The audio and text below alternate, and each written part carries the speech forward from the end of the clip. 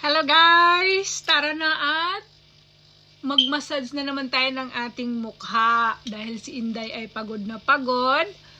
Maghapon, kaya ngayong gabi bago matulog, self-loving care naman tayo. Total loving care.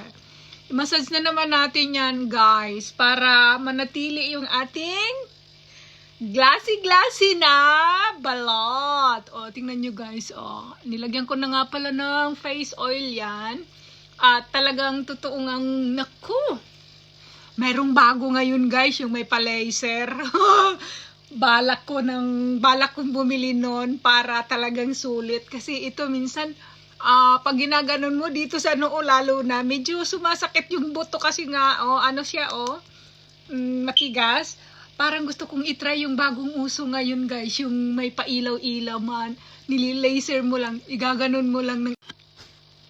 Try ko nga yun, bilhin natin yun guys ha, mag-iipon muna tayo ng pambili.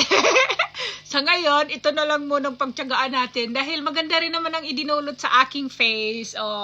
Tsaka talaga nga namang super ano siya, pero sog. Kaya tuwan-tuwa ako, pati yung ating ilong. Pinapuporma natin yan. Hindi na kailangan yung salamat, Doc. Masipag ka lang magaganyan-ganyan.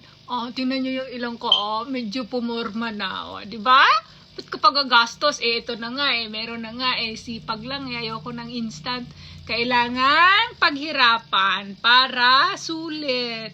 Tsaka exercise na rin yun sa iyong mga kamay. Diba? Ito guys, try nyo to guys, promise. Tingnan nyo yung mukha ko, Nilagyan ko yan ng oil na para sa mukha. Dito naman, para hindi yan umaano yung ating mga talukap. Ba yan? Talukap ba tawag dito?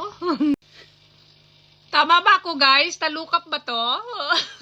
Pasensya na, Bisaya kasi. Pero ayan, focus natin yung ilong natin. Wow, may patangos na siya. Tingnan nyo guys ha.